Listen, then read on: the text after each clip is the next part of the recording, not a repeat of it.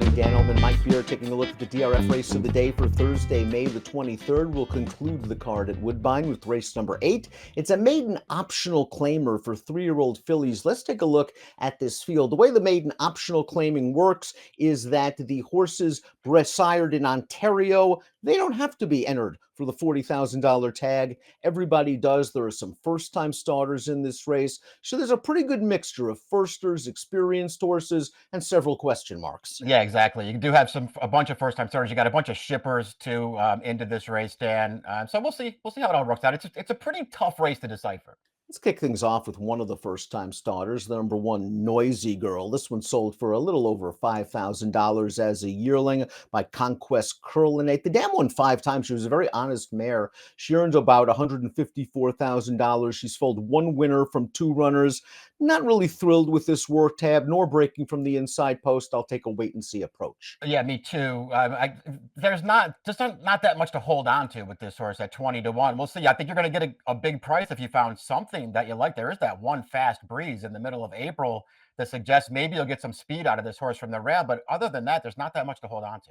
The number 2 is 10 to Midnight, another debut runner. This one by the Rock Solid Stallion Midnight Loot, sold for about $14,000 as a yearling. Now, the dam was a stakes winner going a mile on the turf, and she has been a very productive broodmare. She's foaled 7 winners from 9 runners. Yeah, there's enough pedigree here to get interested in. It's lower profile connections, so that will probably keep the price up a little bit, Dan. I thought that there were at least some things to like about this horse. The one thing I would say to take note of, though, this trainer, he's only 2 for 24 with first-time starters over the past 5 years, so it's not a huge sample, but both of the winners, they both got bagged. So if this horse takes some money, I would take maybe a second look at this horse. The 3 Blameless Ghost has some experience. It's such a big advantage over the first-time starters. And Blameless Ghost ran over a testing, yielding turf course at Hawthorne in her career debut, and she ran okay. Now she's getting Lasix. Now she's getting blinkers. She sold at public auction following that race for $26,000. She got wired in that race, and the winner of that race came right back to place in a first-level allowance over the synthetic at Turfway with a 68 buyer. So there are some things to like, and she's now with Mark Cassidy. Yeah, well, now with Mark Cassidy after the sale. I mean, listen, you don't have to get too caught up in the debut there. You mentioned all the excuses that could be, sort of thrown her way for that effort. Man, I would have liked to see her pick up her feet a little bit. She showed no speed. She didn't really run in the stretch. She went to a wrong lead there. I don't know, maybe it was the surface day, but she was pretty bad in there. And then for them to sell her for $26,000 with that pedigree, I mean, this female family, there's nothing but good turf horses in there. This horse is 3-1 on the morning line. I'd be very wary. Fulcra, the number 4, is a first-time starter, sold for about $12,000 as a yearling by Old Forester, who won the Breeders' Cup Mile back in the day with one of the perfect trips we've ever seen in Breeders' Cup racing. The dam's foaled 1 winner from 2 runners, a steady string of workouts, but nothing that really stands out. Yeah, nothing to another horse that there's not a lot to go on here. I suppose that you'll get a pretty big price here. I mean, I thought there were a couple of interesting works. I like Old Forester as a sire too. So we'll see what happens. At some kind of big price, I wouldn't be shocked if this horse ran okay. The number 5 is Unheard. He's been tested. He's run 3 times, one on dirt at Keeneland, one on dirt at Aqueduct. And then he made his synthetic debut last time out at Woodbine. And it was a race where they kind of went quick early, 21 and change, and he had some trouble keeping up. She had trouble keeping up with that race. It was an even performance in a race that produced 2 next-out winners, with a 3rd-place finisher coming back to graduate at this level with a 65 buyer. She's solid. Yeah, she is. I agree with you. I feel like the fast pace might have worked against her last time, and she was trying really hard through the stretch of that race. So I want to give her credit for that too. I mean, I don't love any one of her races, but I don't hate any one of them either. She's the kind of horse I just wait and see. I wouldn't take any kind of short price on her, but I feel like she's one of the more logical runners in this field. Red Mood is the number 6, another first-time starter. This one by Signature Red. The dam went 0 for 6, has foaled 1 winner from 2 runners. Some solid workouts here for Red Mood, Mike. I'm interested to see what the board says about her.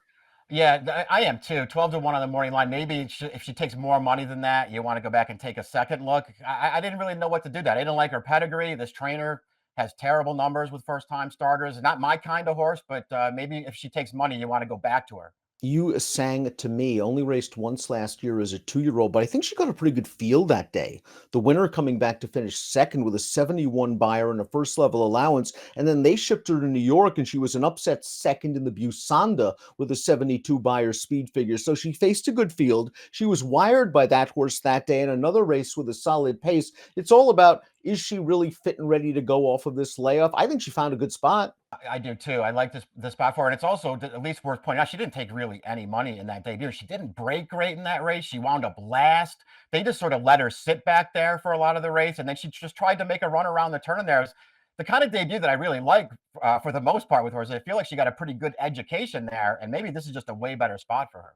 Now, while the number 8 Kid Gizmo's one and only running line from last year doesn't look good, she finished 11th of 12th in a maiden optional claimer. I think the sheer fact that she showed early speed in that race in a solid and contestedly paced race, I think that helps Kid Gizmo out off the layoff for a very good trainer in Josie Carroll. The sixth place horse came back to run third with a 57 buyer. If Kid Gizmo shows that kind of speed in this race, she's going to take them a lot further, if not all the way. Yeah, I agree with that. It was a big field that she debuted in too, and she just showed big speed up the inside.